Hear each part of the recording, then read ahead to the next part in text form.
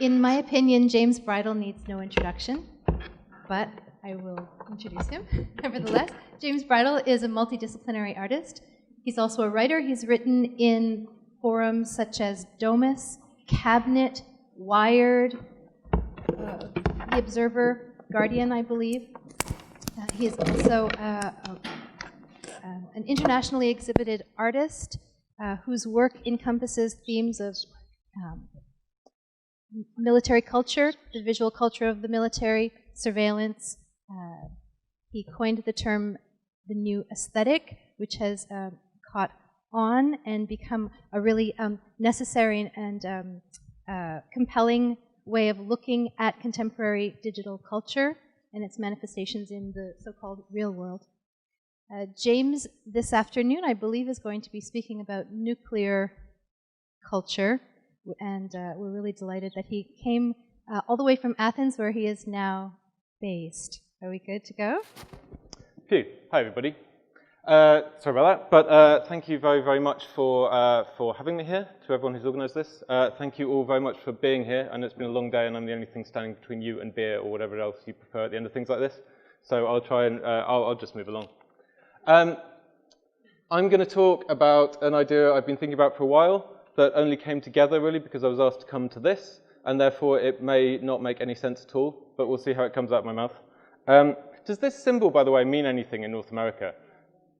There were a few yeses there, but not a lot. Yeah, okay, so that's the origin. I'm not even really going to refer to it again. It's just the sort of place this started, so I thought I'd stick it up there. I've got stickers after if anyone wants them. Let's start with this, which is some people we've seen a few times already today, which is the Campaign for Nuclear Disarmament, which in the case of the people you can see here was formed in the UK in 1957, and in 1959 it began a series of annual Easter marches from Aldermaston in Berkshire to the centre of London, calling on the British government to unilaterally disarm. And these marches would take several days, tens of miles. They attracted tens of thousands of people from all walks of life, but particularly from the left, from trade unions, from religious groups and pacifists and so on and so forth. And they spawned a number of other groups as this kind of went on. In 1960, a number of senior CND activists decided that more direct methods than these very kind of British walks through the countryside were required.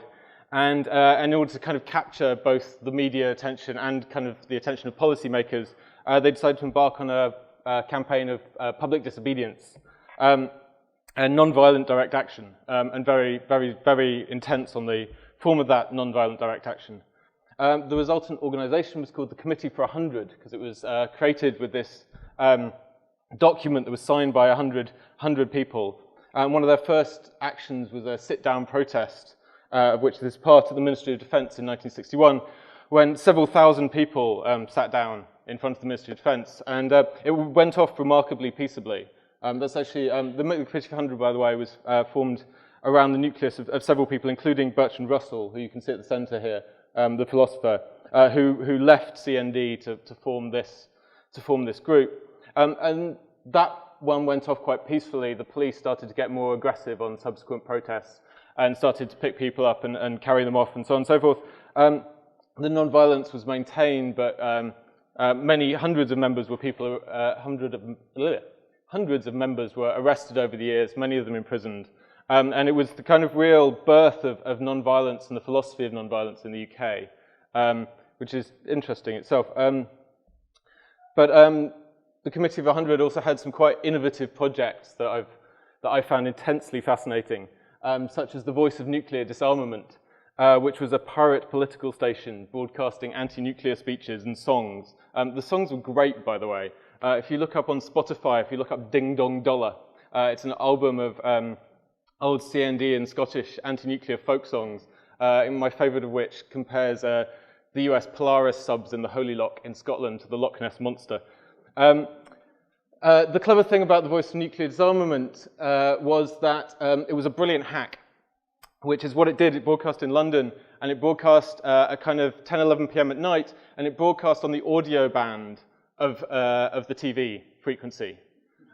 So this is in the era when there was only 1 or 2 TV channels, 1 or 2, I can't remember which, and it shut down for the night. It didn't broadcast at night, and so at the time of the closure, you get a picture of the Queen on the screen, and they play the national anthem, and then the screen would go dark, and suddenly this anti-nuclear propaganda would start coming out of your television, which is just the most brilliant kind of technological hack, and I don't know of many modern hacks that are kind of more elegant than that one. I'm trying to think of things to do that are that good, and I can't think of any.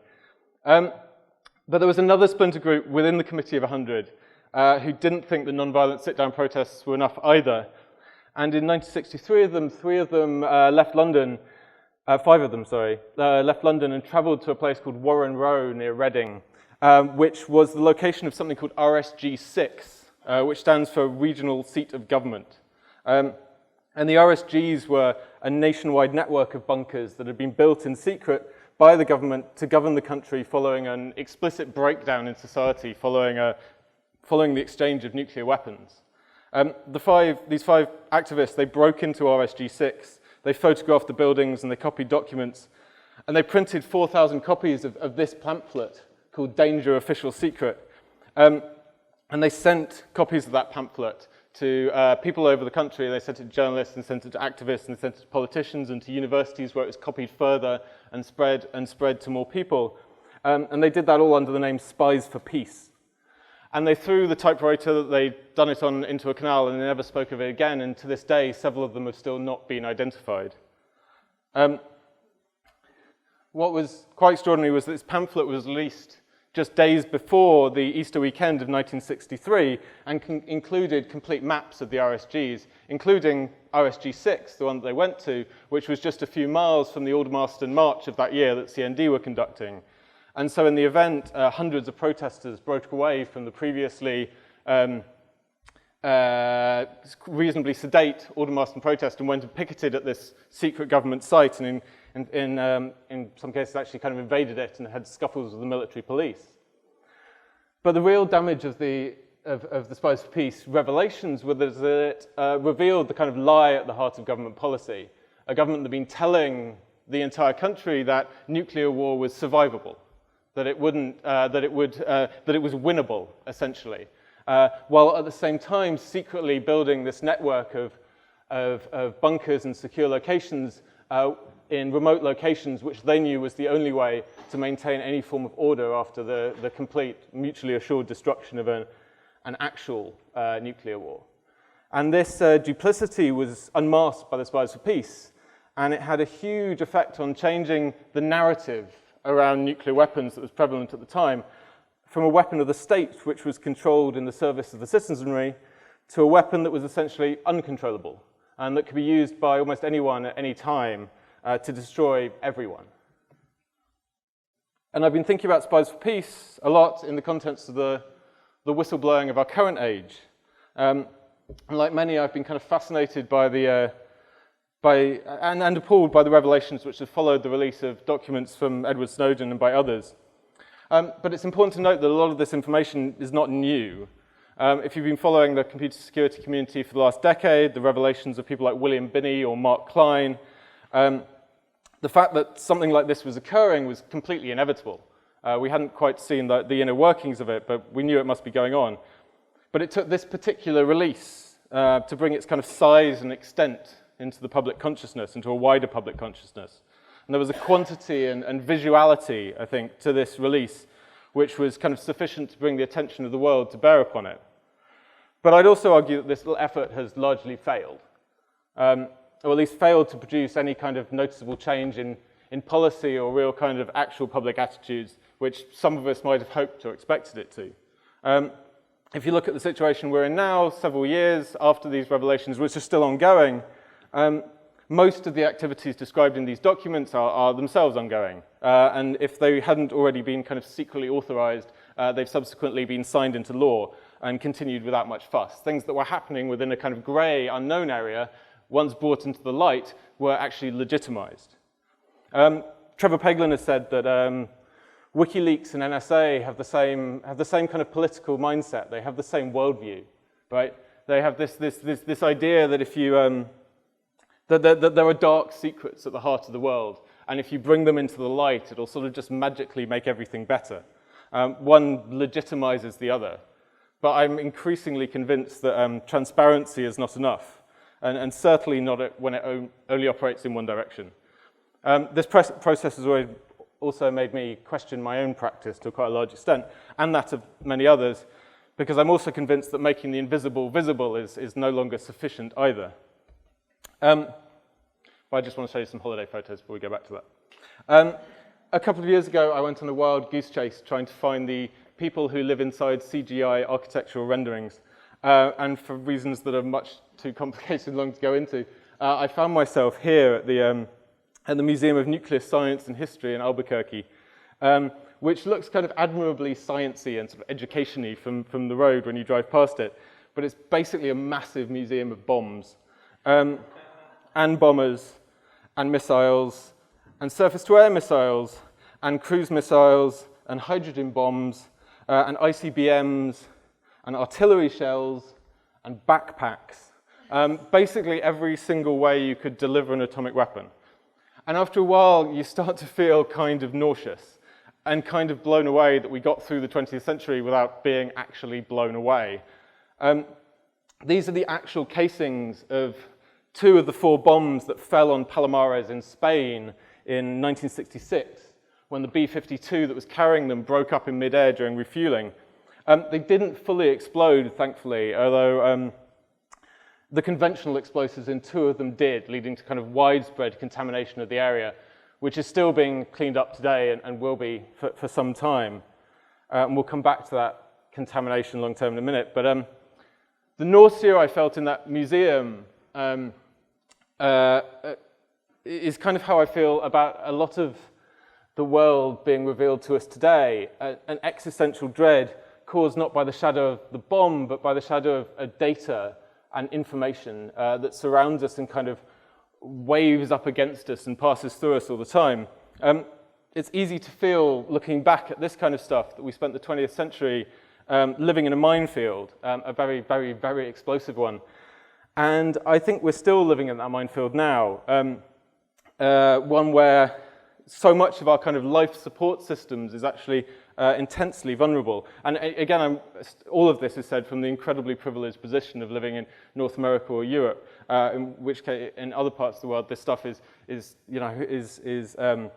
way past the kind of threats that I'm talking about.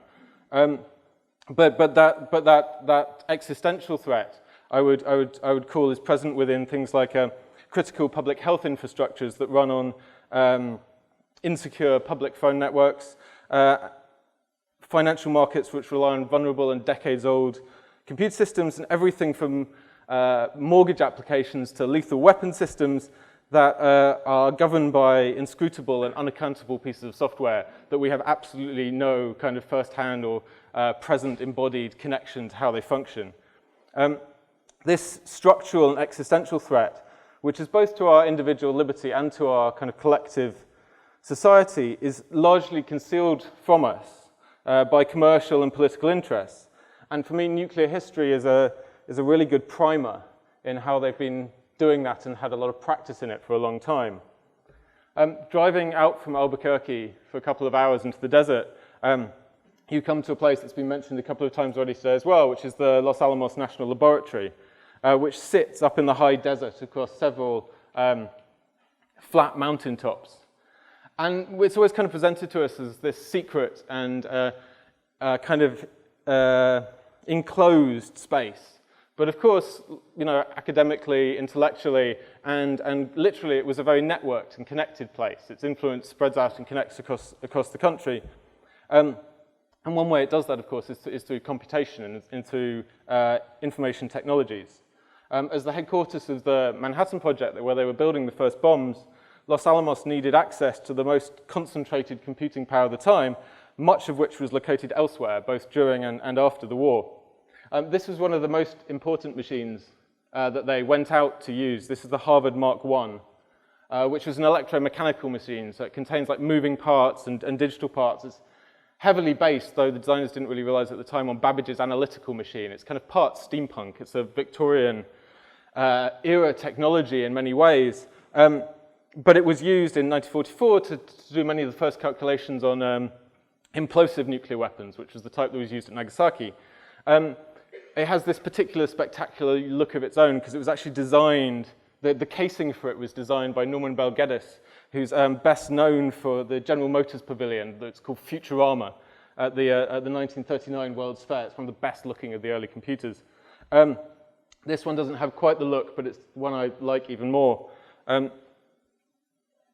This is the first totally electronic general purpose computer called the ENIAC, which was built at the University of Pennsylvania between 1941 and 1946, and was used extensively for Edward Teller's early work on the hydrogen bomb.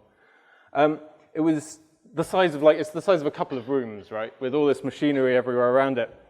And there was a guy who worked on it called Harry Reid, who was one of the engineers, who wrote one of the most beautiful things I've ever read about computers and computation, which he said that the ENIAC was strangely a very personal computer. Now we think of a personal computer as one which you carry around with you.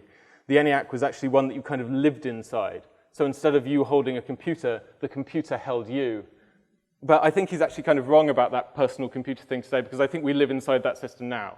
We live inside a planetary-wide computation system that we are living inside all of the time. The ENIAC hasn't shrunk, it's actually kind of expanded to encompass the entire globe and gone up into space on satellites as well.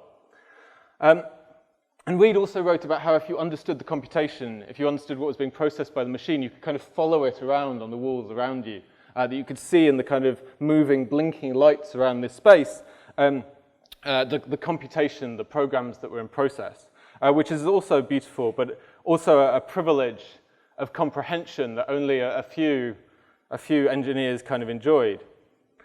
And this one is the kind of high watermark for me, I think, of a kind of aesthetic of simultaneous visibility and invisibility that these computer systems really convey. This is the IBM SSEC computer, which is the prototype for the IBM 701, which is the first kind of mass market business computer, mainframe scale. And IBM actually installed this inside a former shoe shop on Fifth Avenue, close to their New York headquarters, with huge panes of glass in the wall. And so that people passing down Fifth Avenue would come and kind of press their noses up against the glass and see the blinking lights happen. What none of them knew was that it was running a program called Hippo, which was used to calculate the yield of hydrogen bombs.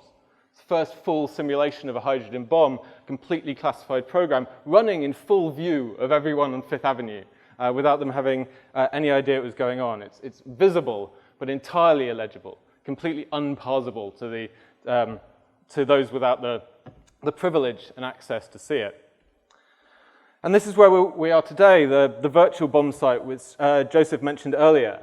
This is a photo of IBM's Blue Gene L supercomputer at Lawrence Livermore Laboratory in California, which is used to design and maintain America's nuclear weapons today. And this photograph was taken by Simon Norfolk, who's best known as a photographer of battlefields. And this is indeed part of his larger project looking at battlefields.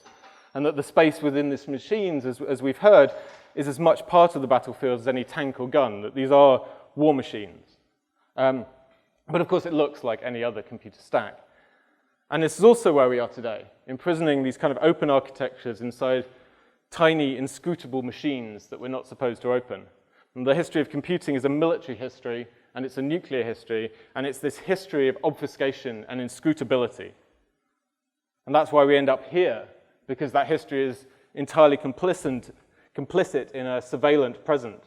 This historic capacity and inscrutability has its parallel in a contemporary infrastructure, that of surveillance and data gathering, an infrastructure which occupies like exactly the same landscape, from the Los Alamos Mesa up into the Utah data center being built by NSA. The inscrutability of the machine co-produces the inscrutability of the secret state. Just as critique of the state is shielded by the complexity of the technology that it deploys.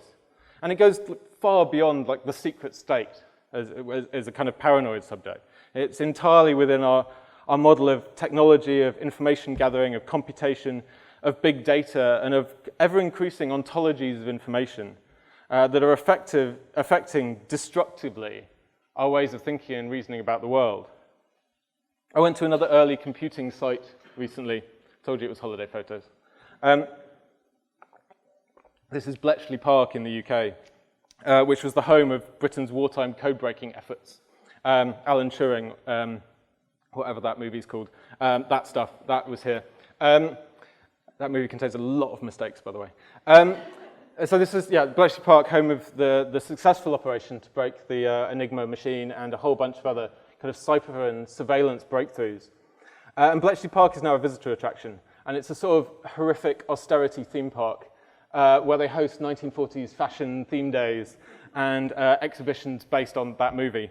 And as an attraction part funded by GCHQ, it's depressing but not surprising that Bletchley Park makes virtually no allusion to the post-war activities of those whose skills and techniques were developed there. As the problematics of this particular exhibition title, I think, demonstrates, I think there's the other part of the reason why surveillance is not something that we've successfully worked out how to talk about and oppose alongside that kind of inscrutability and visibility is it also has this kind of incredible history of kind of national pride that the nuclear history shares, this idea of a kind of a good war with clearly defined enemies and a belief in the moral rectitude of one side over the other, and particularly that our side should be trusted with these kind of weapons and skills and technologies. The one concession to the present that Bletchley makes is this small, utterly ridiculous Intel-sponsored exhibition about cybersecurity, which is also unintentionally revealing, as one of the talking heads in this little display, who, I kid you not, is advising you to set a strong password, is Michael Hayden. And that's Michael Hayden, former head of the CIA and NSA, who's famous in part for affirming that we kill people with metadata, an affirmation that data is a weapon in itself. This thing that we call big data is the bomb. It's a tool developed for wartime purposes which can destroy indiscriminately. And I was struck really hard by that realization in Bletchley, and once seen, it sort of can't be unseen. But I'm not the only one who has this sense either. The phrase privacy Chernobyl has been deployed by the media now on several occasions, I've noted while idly Googling. Most recently with the Ashley Madsen hack, when the personal information of thousands of people was posted online for all to see, with little sympathy for the victims, even when they turned out to be really kind of just that, conned twice, first by the marketing department and then by the security team. And it's all very well laughing at the kind of adulterers and the kind of people who, or even maybe even the CIA in terms of the latest WikiLeaks release. But when that data is the names and addresses of all the children in the National Childcare Database, or all of an HIV clinic's medical records, or all of a cellular provider's text message records, it's a bit concerning. And those are just 3 examples from the UK in the last 12 months. This data is toxic on contact, and it sticks around for a long time. It spills, it leaches into everything, it gets into the groundwater, the ground of our social relationships, and it poisons them. And it's going to remain hazardous for well beyond our own lifetimes.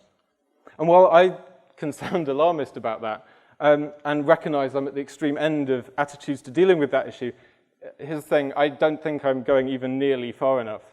I don't think that big data is useful in the present, and I'm unconvinced by our capacity to deal with it safely and in the long term. But even more than that, I think it's damaging the very way that we think about the world. Just as we spent 45 years locked in a Cold War perpetuated by the spectre of mutually assured destruction, we find ourselves in an intellectual and ontological dead end today. The primary method we have for evaluating the world, more data, is faltering. It's failing to account for complex human-driven systems, and its failure is becoming obvious, not least because we've built a vast planet-spanning information sharing network for making it obvious to us.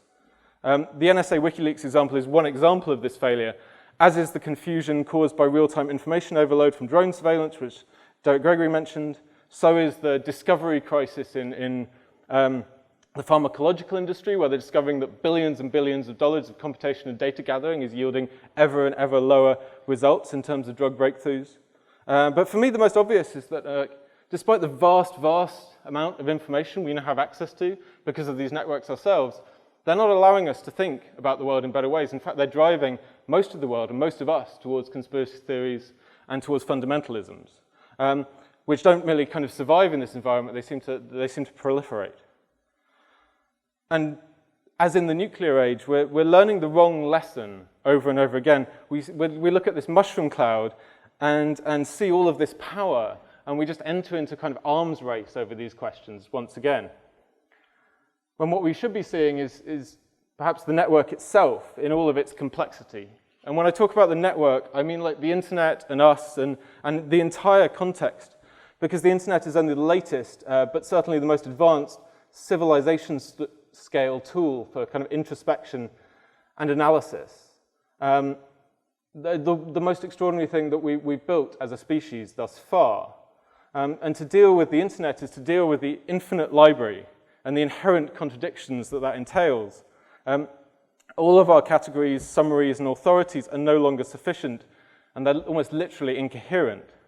Our current ways of thinking about the world can no more survive exposure to this totality of raw information than we can survive exposure to an atomic core. And I think this also approaches an answer to Susan's question earlier, which is what constitutes an ethics of seeing in the face of historic, in the history of atomic image making, and in fact of kind of almost all image making about war and warfare and many of these issues today. And I would suggest that one response, and perhaps one of the few available to us left, is a refusal. It's an anachronism. It's a refusal to reproduce and continue to engage with these things as images.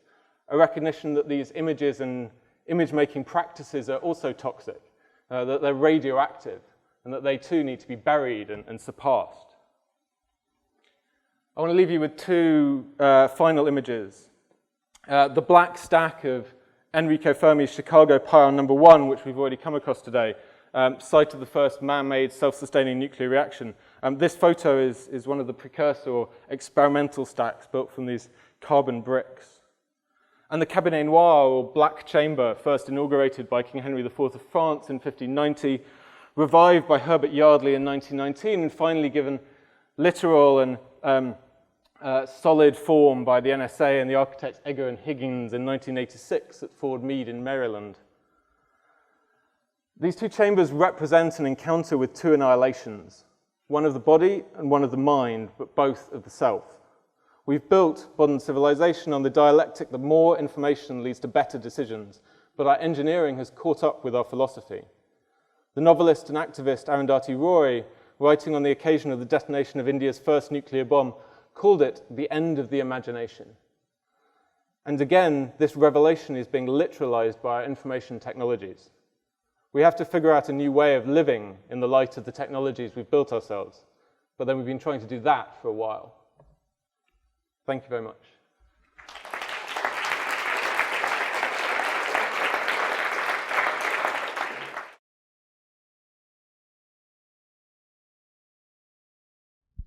Thanks to all of you.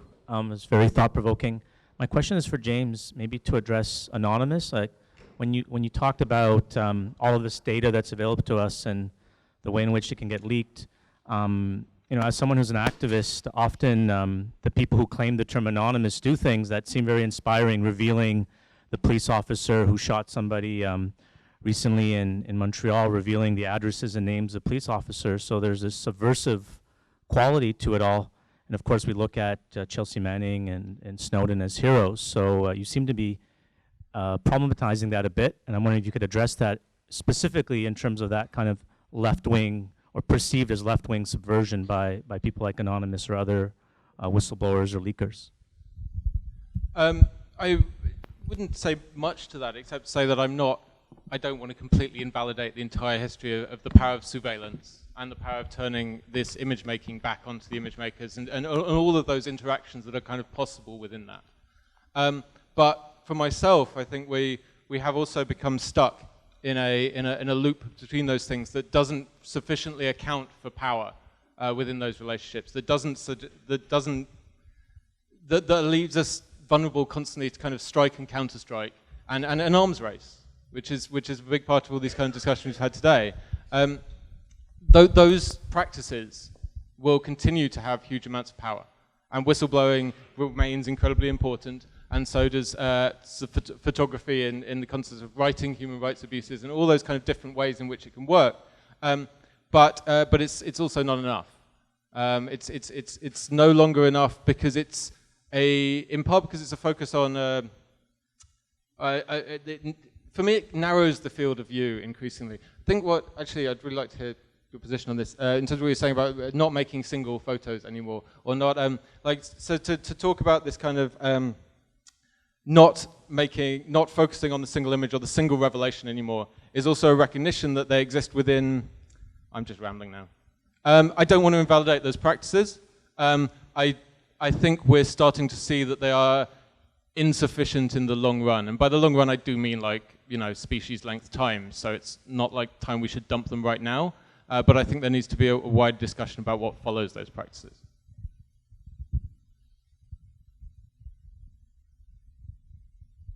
I have a question.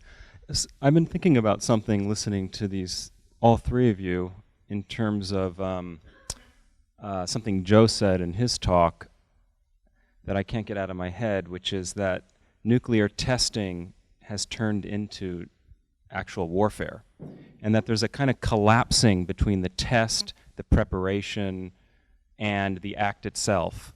And I guess when I think of drone wedding, I see a kind of, I'm wondering if you're advocating a kind of collapsing of the event and the representation of the event.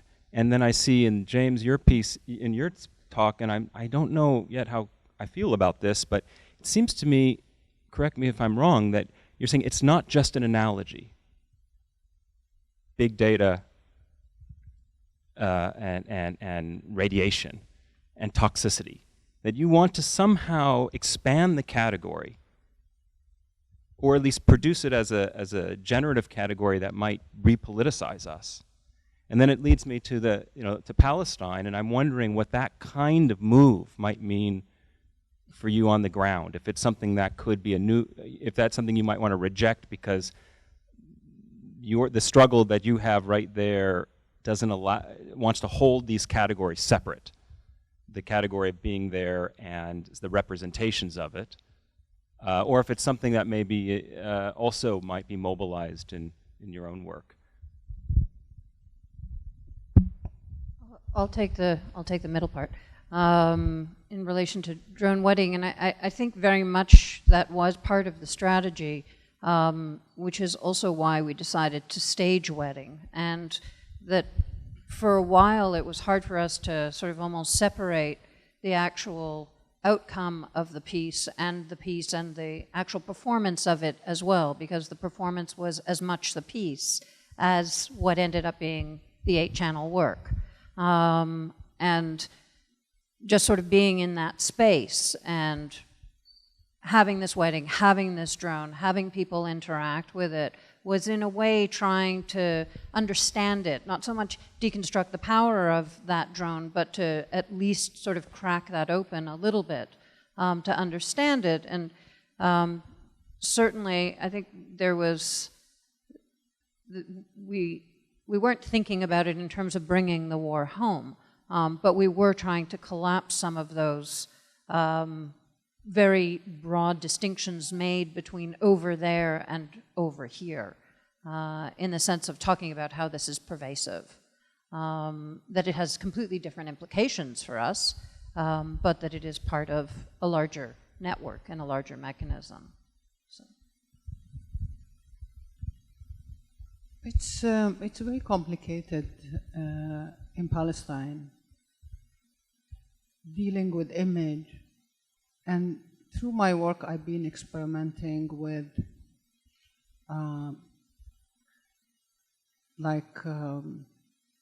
moving image without sound, muting the sound fully, or removing the image and keeping the sound.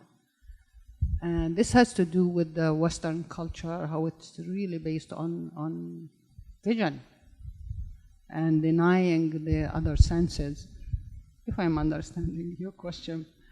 But it's complicated, and we have to look at the conditions in Palestine in a different way.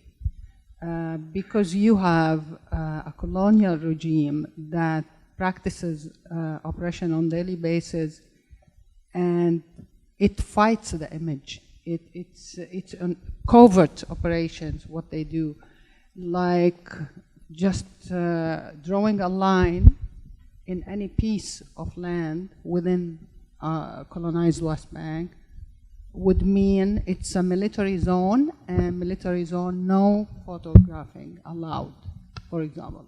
So for me, and I'll speak straight, photographing there, taking images, it's like having an evidence of something that took place. That's how significant.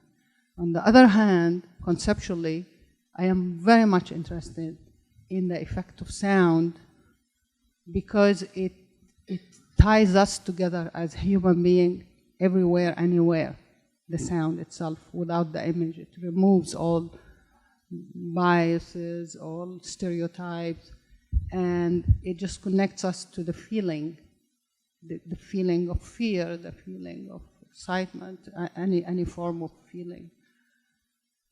I went further than that. Thanks. I don't know if I answered. Thank you for actually probably expressing that rather more elegantly what I was trying to say in mine. I think that I'm going to, could you write that down?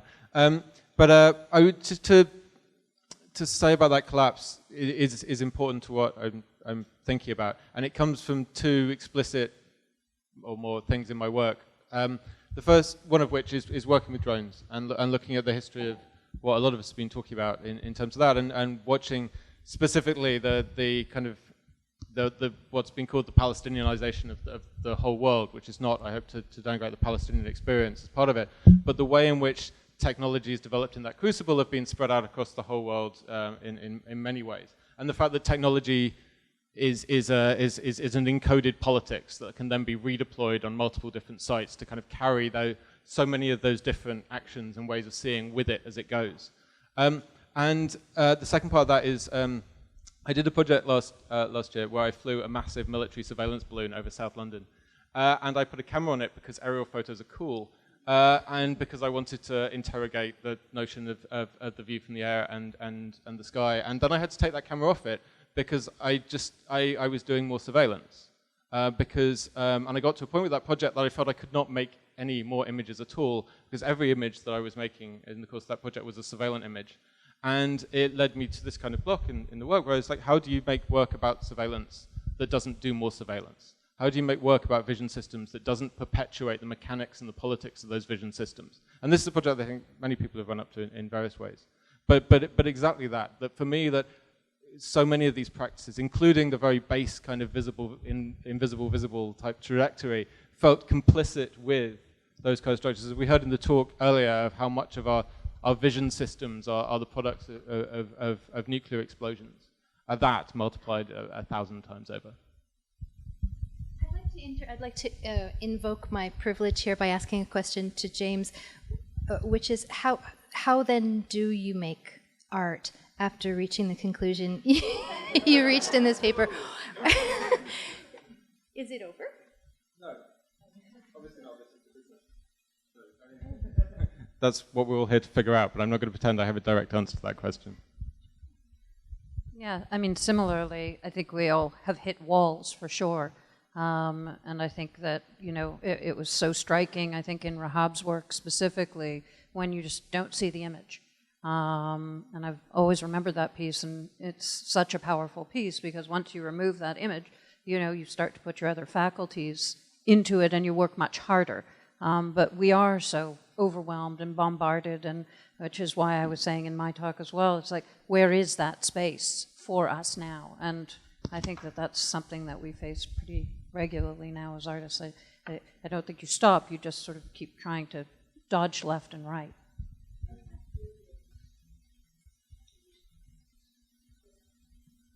Well, actually, I thought of a filmmaker, I think it's Chris Marker, and I think his last film, Crossover in Dubai, and it's not well known. Crossover in Dubai, and it's about the assassination of a Palestinian leader in Dubai that was captured by CCTV, the state surveillance, the entire process.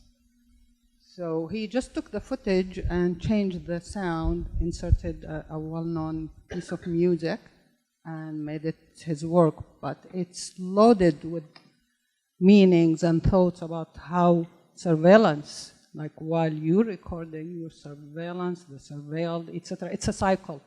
Yeah. I mean, sorry, go ahead. I was just going to say, I don't think you jettison your practice. I think that you find other ways and other means, but I think it also goes to the very heart of what your practice is. So I don't know if that makes sense, but let's try that. Hi, thank you. I want to take your point, because I agree that the transparency is still very blurred and it's non-existent, but it's also because it's so frightening. There's a website called mindjustice.org, which has documented the use of electromagnetic radiation on the human brain during the Cold War by all the superpowers. It's connected to, I believe, the University of California, and a lot of the reports have been presented to the United Nations, which is chiefly ignored as much as Israel having a nuclear weapons program. It's also very much connected to what's happening in neurology and the law and neuroscience, particularly in the United States and other prison systems, for example, where they would use different psychobabble to construct criminal behavior rather than take issue with white-on crime in our banking systems, etc. So I just wanted to articulate that because I think it's important. I also just think it's important that mindjustice.org be used as a cross-reference for academics and artists. Thank you.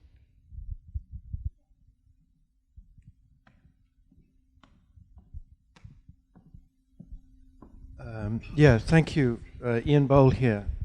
Thanks all three of you. Very, very rich session. I just wanted to pick up on the puzzle that we're left with here. And it seemed to me to connect to something that I was grappling with at the end there this morning, namely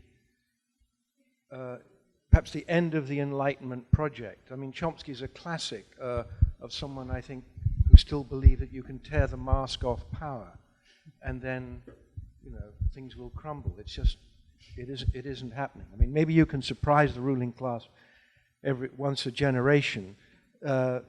Nick Walter and the others who went into RSG 6, that did make a difference, a big difference politically. But we're no longer in that situation. So I just want to share this important question, and it's the question we finished Afflicted Powers with, what would image making against spectacle look like? And I think, we're honestly up against it here. And we've landed on the right question. And these are certainly all very powerful interventions, but making the linkages between the wafer makers and the drones is useful and important, but where then? So really, I'm not getting any further. I'm just reiterating that it's a damn good question. I think partially, though, Ian, it's also the question is not so much what would it look like, but I think it's how do we employ? And I think we've been trying that. How do we employ images? How do we use them? So I think it's, I think we've used many strategies over the years to try and unspectacularize the image. And I think that, you know, like various actions, things have worked over time in certain times. I think we have come to the end of it to some degree. But I think now the question is different. The question is, how do those images, how do they get deployed? And I think that that was partially at least one of the strategies we were trying with the randomization, just to sort of stop thinking about the image as if this image is important, but rather it's the network of images and the collective story that the images are creating through some kind of randomized, without selection at that point, without the edit. You know, perhaps a feeble attempt, but an attempt nonetheless to bring that issue to the fore. To go slightly back on well, not to go back one step, but to give a couple of examples. The image practices that do, I think, really interest me are the ones where that evidentiary quality or activated quality is actually way above the point of the image. And so, for example, I would take the forensic architecture's work as a place within that considers the legal ground and those I think really where it's going, that actually treats the image as a program that learns from what I would call the network computers, my obsession with technology, and sees in that a model for how this stuff should go forward. An example of even just a few images is Trevor Paglen's project of photographing the NSA and NRO and these Washington buildings. But the work in that work is not the images. The work in those work is the licensing of those images, in which they're released into the public domain to supplant images that were provided in other ways. It still falls foul of some of my rules, but I think there's something in those kind of image practices that are treating the image as I don't know, as merely, you know, a way into other structures. That's not right. Something along those lines.